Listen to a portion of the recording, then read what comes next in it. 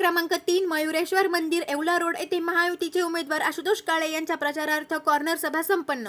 कोपरगाव शहरातील प्रभाग क्रमांक 3 मयुरेश्वर मंदिर येवला रोड येथे महायुतीचे उमेदवार आशुतोष काळे यांच्या प्रचारार्थ कॉर्नर सभेचे 15 नोव्हेंबर 2024 रोजी सायंकाळी 8:30 वाजता आयोजन करण्यात आले होते।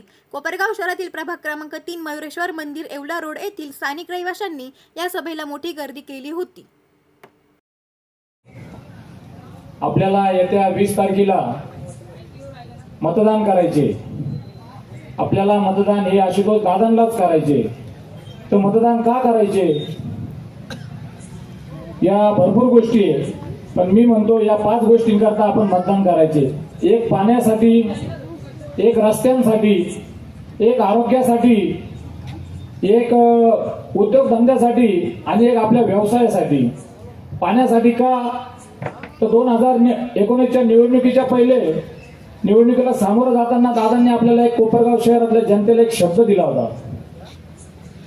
कोपरगाव शहरात आपण 8 दिवस 15 दिवस पाणी 8-8 दिवसांनी 15 दिवसांनी पाणी घ्यायचो। दादांनी शहरात फिरत असताना ही परिस्थिती पाहिली आणि दादांनी आपल्याला निवडणुकीला सामोरं जाताना एक शब्द दिला होता की तुमच्या माता भगिनींच्या डोक्यावरचा हंडा आणि गल्लीबोळातील समोरील पाण्याच्या टाक्या काढल्याशिवाय मी स्वस्थ बसणार नाही। आणि त्या शब्दाप्रमाणे दादांनी 2019 निवडून आल्या जे पहिलं काम केलं तर ते पाण्याचं केलं। आपण पाहिलं तळ्याची खोदाई, पायाभरणी आणि तळ्याचं जलपूजन, या सर्व गोष्टीचे आपण या सुवर्ण क्षणाचे आपण साक्षीदार आहोत। आज आपल्याला 3 दिवसात पाणी येत आहे आणि लवकरच उर्वरित काम झाल्यानंतर रोज पाणी येणार आहे असे दादांनी आपल्याला आश्वासित केलेलं आहे। म्हणून आपल्याला त्या पाण्यासाठी दादांना मतदान करायचे। दुसरं रस्त्यांसाठी का तर या पहिले आपल्या कोपरगावला धुळगाव हे नाव पडलं होतं। कोणी आपल्या भावांना आमच्या कोणी मुली द्यायला नव्हतं। कोपरगाव शहर येवल्याकडून येताना शिर्डीकडून येताना लागलं की लोकांना कळायचं की कोपरगाव आलं, असं आपल्याला उपवासात्मक पाहुणे रावळे मित्रमंडळी आपल्याला बोलायची। तर या 5 वर्षामध्ये शहरात आणि तालुक्यात दादांनी शेकडो कोटीचे कामं आपण केलेले बघितले आहोत। तर शहराचं जर बघितलं तर आज कुठल्याही शहरात मेन रोडवर गेलं तर आज आपल्याला पूर्वीपेक्षा आताची परिस्थिती लगेच वाकण्याजोगी आहे की सर्व रोड कसे एकदम सचकीत झालेले आहेत। पूर्वी खड्ड्यात रस्त्यात खड्डा अशी परिस्थिती होती, आज इतके सुंदर रस्ते झालेले की पब्लिक स्पीड ब्रेकरची मागणी करते। स्पीड ब्रेकरची मागणी कधी करते की रोड चांगले झाले म्हणून स्पीड ब्रेकर आपण मागतो। त्या निमित्त म्हणून जे चांगले रस्ते झालेले गल्ली बोळात मेन रोड, आज कोपरगाव शहरात तुम्ही कुठेही जा, फ्लेवरचे काम असतील, रस्ते असतील, सिमेंट काँक्रीटचे रोड असतील, दादांनी या 5 वर्षामध्ये इतका भरघोस निधी आपल्याला दिला आणि त्या माध्यमातून रस्त्यांचे कामं केले। म्हणून त्या केंद्रबिंदू लाडक्या बहिणींचे लाडके भाऊ आशुतोष दादा, मंचावर उपस्थित असलेले सर्व मान्य, ही निवडणूक एक विशिष्ट टप्प्यावरती आलेली आहे। दादांच्या बाजूने ही निवडणूक निर्णायक टप्प्यावर आहे। दादांचा विजय झालेला आहे। तर मताधिक्य किती हे 23 तारखेला कळणार, ही आपली बाजू झाली। परंतु दादा आता सगळ्या वक्त्यांनी सांगितलं तुम्ही काय काय कामं केली, मी त्याच्यावरती जाणार नाही। मी थोडासा वेगळ्या वळणावरती बोलणार आणि या सगळ्या माय माऊलींना थोडस 2-4 वर्ष पाठीमागे देणार आहे।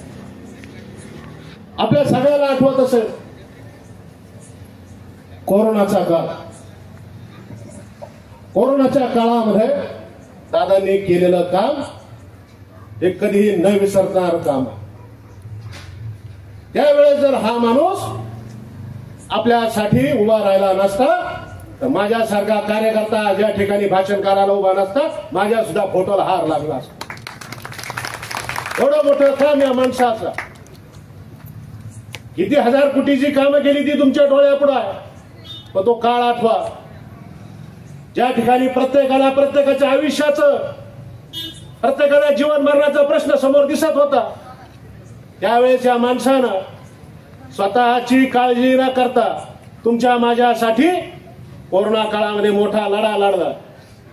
कोविड सेंटर काढले, डॉक्टर मिळत नव्हते, बेड मिळत नव्हता, या सगळ्यांची व्यवस्था आशुतोष दादांनी आपल्यासाठी केली. हे विसरून चालणार आहे का? जर त्यावेळेस ही व्यक्ती आपल्यासाठी उभी राहिली नसती तर बहुतेकदा मी सांगितल्यासारखं बोलायला आमच्यासारखे सुद्धा कोणी शिल्लक दिसलं नसतं. पण त्यावेळेस आमचे सन्माननीय विरोधक, आमचे मित्र कुठं होते? तुमच्याकडे ज्या वेळेस ते मत मागायला येतील, आले असतील, येणार असतील, तर त्यांना एक प्रश्न विचारा, भाऊ कोरोनाच्या काळामध्ये आशुतोष दादा सावलीसारखं आमच्या पाठीशी उभा राहिले, त्यावेळेस तुम्ही कुठं होता? हा प्रश्न तुम्ही त्यांना नक्की विचारला पाहिजे. कॉर्नर सभेचा ही कॉर्नर सभा दादांनी आपल्या सर्व कार्यकर्त्यांच्या आग्रहाखातीर इथे घेतलेली आहे. या कॉर्नर सभेच्या निमित्ताने मी तुम्हाला सांगू इच्छितो, दादा आमदार झालेले ही जी कॉर्नर सभा आहे ही फक्त लीड वाढवण्यासाठी, आणि हा लीड आपल्या कोपरगाव तालुक्याचा आवाज महाराष्ट्रात बुलंद करणार आहे. महाराष्ट्र विधानसभेत आपला आवाज गाजायला पाहिजे. आपण इथं जे जमलेलो आहे ते फक्त दादांना मंत्री करण्यासाठी जमलेलो आहे. कारण दादांचे कामं इतके, सगळे कार्यकर्त्यांनी कामं सांगितले, आपण भाषणं पाहिले, आपण न्यूज पाहिले, त्या प्रत्येक गोष्टी दादांचे आपण काम पाहिले. परंतु तुम्हाला एक गोष्ट सांगतो मित्रांनो, का दादांनी जो विकास केलेला आहे त्या विकासाच्या मुद्द्यावर बोलताना मला एक प्रश्न चांगला आठवतो. तर दादांनी जे कामं केले त्याचा सगळ्यात मोठा प्रश्न त्या दिवशी मी एक ऐकलं कार्यकर्ता आमच्या नेत्यांच्या तोंडातून, का 1987 साली पाणी प्रश्न किती जिव्हारीचा होता. 1987 साली या कोपरगाव शहराला कुपनावर पाणी वाटलं गेलं. आपले ज्येष्ठ लोक इथे आहेत, आणि तो किती जिव्हारीचा प्रश्न होता. काही लोकांनी त्या पाण्याच्या प्रश्नावर राजकारण केलं, परंतु दादांनी राजकारणात राहून राजकारणातले मुद्देच संपवले. पाणीचा प्रश्नाचं राजकारण होतं, तो राजकारणाचा मुद्दा संपवला. बेरोजगारीचा प्रश्न होता, तो आता MIDC आपल्या इथं मंजूर झाली, तो मुद्दा संपवला. म्हणजे मुद्दे संपवणारा नेता आपल्याला लाभलेला आहे, आणि या नेत्याला आपल्याला लाखोच्या 1 लाखाच्या पार लीडने आपल्याला निवडून द्यायचंय. एवढी मी आपल्यास विनंती करतो. आणि येणाऱ्या 20 तारखेला फक्त इकडं पाहता ना तिकडं पाहता 1 नंबरचं बटन दाबायचं. आणि 2024 बी होऊ घातलेली विधानसभेला आपल्याला 20 तारखेला आपलं पवित्र असं मत त्या ठिकाणी देऊन आपल्याला कोपरगाव तालुक्याचा पालकत्व त्यांच्या हातात द्यायचंय, त्यासाठी आपल्याला मतदान करायचं आहे. सर्व वक्त्यांनी यापूर्वीच आपला इतिहास सांगितलेला आहे. कोपरगाव शहरात मित्रांनो 2019ला जो आपल्याला दादांनी वचननामा दिला होता, जो अजेंडा दिला होता, जो वचननामा घेऊन आम्ही तुमच्याकडे आलो होतो, आणि त्या पूर्ण वचननाम्याचा विश्वास ठेवून, तुम्ही आमच्यावर विश्वास ठेवून, दादांवर विश्वास ठेवून त्या ठिकाणी आपण मतदान केलं, आणि दादाला त्या कोपरगाव तालुक्याची सेवा करण्याची, कोपरगाव तालुक्याचं काम करण्याची आपण संधी दिली. आपण बघितलं, सर्व मान्यवरांनी सांगितलं गेल्या 5 वर्षाचा कालखंड. पण मित्रांनो, त्यावेळेस आपण या मतदानाला जाणार आहात, त्या मतदानाला जाण्यापूर्वी किंवा मतदाना ठिकाणी आपण गेल्यानंतर एक सदैव बुद्धीला आपल्या मनाला प्रश्न विचारायचा की आपण ज्या माणसाला मतदान केलं 2019ला, 2019 आणि 2024 या 5 वर्षाच्या कालखंडात आपण त्या कोपरगाव शहर खरंच बदललं का? आपण जर सदैव बुद्धीला विचार केला तर आपण निश्चितपणे आपलं मन सांगेल की गेल्या अनेक वर्षापासून जे प्रलंबित प्रश्न होते ते सातत्यानं दादानं त्याच्यावर काम करून ते या प्रश्न या ठिकाणी मार्गी लावलेले आहेत. आपल्याला जर या ठिकाणी जर खऱ्या अर्थानं असा होतकरू जिद्दी आणि कोपरगाव शहराचं विजन असलेला नेता आपल्याला या ठिकाणी लाभलेला आहे, आणि या नेत्याच्या पाठीमागे आपल्याला सर्वांना या ठिकाणी खंबीरपणाने उभा राहायचंय. दादांनी जो 2019ला वचननामा दिला होता त्यातील जवळजवळ माझ्या माहितीनुसार 90% कामं पूर्ण झाली असं म्हटलं तर काही वावगं होणार नाही. ती राहिलेली 10% आणि पुढील 5 वर्षाचं व्हिजन या ठिकाणी दादांना जे आखलेलं आहे, या कोपरगाव शहराचं नाव त्यांनी नगर जिल्ह्यात नव्हे तर महाराष्ट्रात या ठिकाणी घेतलं गेलं पाहिजे. ते काम करण्यासाठी या ठिकाणी आपल्याला दादांना 20 तारखेला मतदान करायचंय. आपण सर्वजण या ठिकाणी मित्र परिवार आहेत, सर्व मतदार बंधूंना विनंती राहील की आपण तर मतदान करणार आहात, निश्चितपणाने आपण दादालाच मतदान करणार आहात. परंतु आपले जे काही कोपरगाव तालुक्यामध्ये शहरामध्ये या कोपरगाव मतदारसंघामध्ये आपले जे मित्र परिवार असेल, आपल्या कोणी नातेवाईक असेल, सर्वांना त्या ठिकाणी आपल्याला सांगायचंय की 20 तारखेला आपल्याला दादांना भरघोसाच्या मताने विजय करायचं. 20 तारखेला दादांची निशाणी आहे घड्याळ, आणि घड्याळ 1 नंबरला आहे, आणि दादांची निशाणी 1 नंबरला आहे, आणि सर्वांनी या ठिकाणी आपल्याला 1 नंबरने दादांना निवडून द्यायचं आहे एवढं विनंती करतो आणि थांबतो. जय हिंद, जय महाराष्ट्र, जय भारत. येत्या 20 तारखेला जी निवडणूक आहे त्या निवडणुकीसाठी आपण सर्वजण एक आमदाराला मतदान नाही करणार तर या कोपरगाव शहरामध्ये एका कॅबिनेट मंत्र्याला मतदान करणार याचं भान सर्वांनी ठेवावं असं माझी विनंती आहे.